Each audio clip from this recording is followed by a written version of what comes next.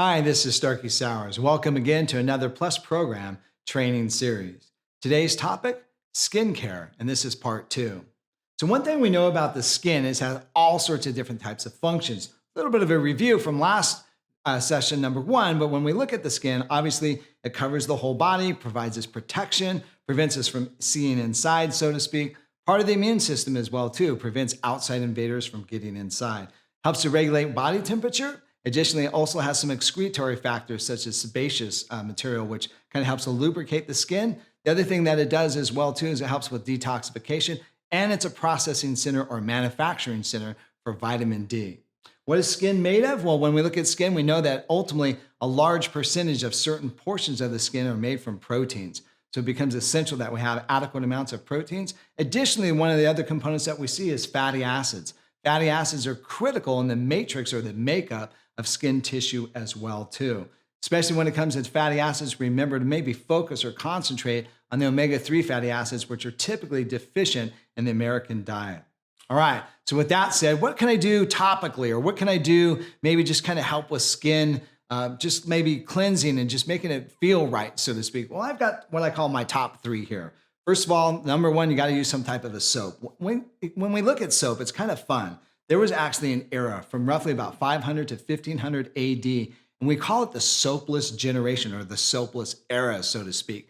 And what we noted was this, is there was all sorts of large amounts of different types of plagues that were extremely deadly from individuals or communities, so to speak, that weren't using soap. You might think, well, my gosh, why in the world would somebody not want to use soap? Well, it's actually considered to be bad for you. And the thought was, oh, you wouldn't want to use soap. It's bad for you. Don't use that. Well, here's what we do know. Looking back at history, all sorts of plagues and all sorts of disease was actually related to not using enough soap in the environment or literally on their body. So remember that the body actually has what we call an acid-base balance, where it actually produces or has what we call a living organism for bacteria. At the same time, when we come in contact with certain types of bacteria, it can actually kind of proliferate or grow in the skin. So when we wash it, the skin actually reduces its content of bacteria roughly for about 12 or 24-hour duration. So when it comes to different types of soaps, it becomes critical as well too, not only to use them, but also to know what type of soap that you're using.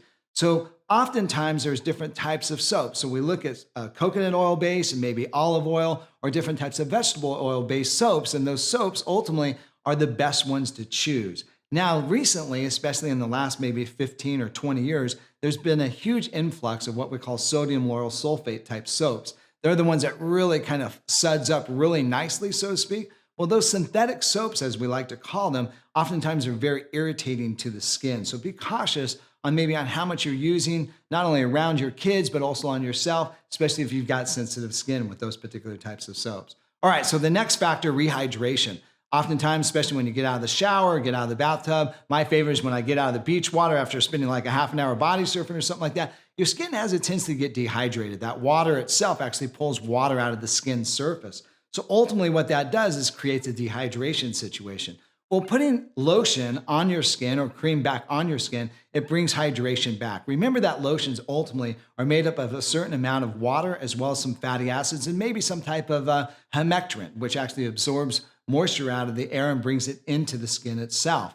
Lotions typically are a lot more based in water, and so they're going to help with rehydration much more effectively as opposed to a cream. A cream is typically going to be a little bit more of an oil base with maybe some other different types of components like phytonutrients or something like that, with a lot less water, so it's not quite as hydrating. But remember that the creams themselves kind of prevent a barrier or present a barrier, so to speak, that prevents the body from evaporating moisture out of it. So each one of them kind of having a couple different types of component factors for rehydration.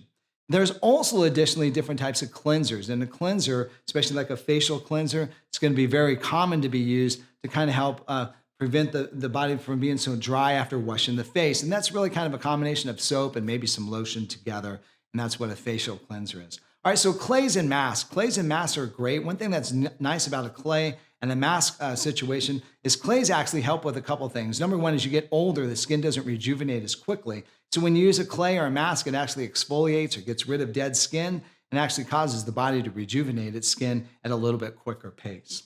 So that 1, 2, 3 punch is probably a great component that you can use on a regular basis to kind of keep your skin supple and moisturized and kind of rejuvenated at the same time. All right, so next on the list is what I call sun exposure.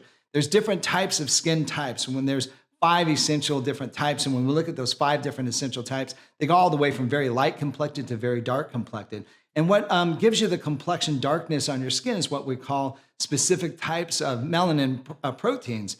And these particular types of melanin proteins or melanocytes ultimately gives you the complexion differences. And what we do know is this: individuals that have a very light complected skin typically will burn and have radiation damage at a quicker pace and also age with their skin a lot quicker, as opposed to the other end of the scale where there's more dark complexion. Those particular individuals typically won't burn as quickly, and additionally will be in a situation where they don't actually have as aging skin as quickly. So what can you do to maybe prevent that aging skin, or maybe also to prevent the sunburn? As we know, oftentimes sunburn leads to certain things like skin cancer, so we have to be cautious of that. So looking at the list, we actually see a time zone, roughly a type 1 to be in about 10 minutes of total exposure. And from that point, you've got to cover up, and all the way to a type 5, roughly giving you about 60 minutes, and you want to cover up. So if you're at the beach, you want to get an umbrella or use a hat, whatever you can do to stay away from the sun to prevent that particular type of exposure. All right, so finally, you might be thinking, when it comes to aging and the aging skin, what can I do to rejuvenate it? So first on the list, phytonutrients. Phytonutrients become the #1 component. Fruits and vegetables have phytonutrients. They're the colors. So if you look at lycopene, for instance, which is that real dark red tomato color, you'll find in tomatoes, you'll find it also in watermelon, it actually helps to prevent damage from the UV light, and also helps to not only nourish the skin, but prevent it from being aged at a quicker pace. So phytonutrients become #1. #2 on the list, antioxidants. Antioxidants become very critical in my boat. You want to use antioxidants, especially like vitamin C, vitamin E, as we talked about in portion #1. That becomes a critical component as well too. So additionally, there's some other nutrients. Those other particular nutrients, such as coenzyme Q10, astaxanthin, as well as alpha lipoic acid, have actually been used for rejuvenation of skin. There's actually a product called Skin Within. It's made by a company called Twin Labs. And that particular product, when used internally, not only has the coenzyme Q10 and the astaxanthin, they actually showed after 6 weeks, it reduced fine lines and wrinkles. So if you want to reverse some fine lines and wrinkles, you might want to look for a product like that, or with some of these components that you're seeing listed. And finally, rehydration. Hydration becomes a critical factor. As we age, we lose what we call NAPCA, which is a particular salt that actually pulls moisture into the skin. So using something externally, some type of lotion that has NAPCA as well as hyaluronic acid, a great way to rehydrate the skin and prevent that aged wrinkle look from happening.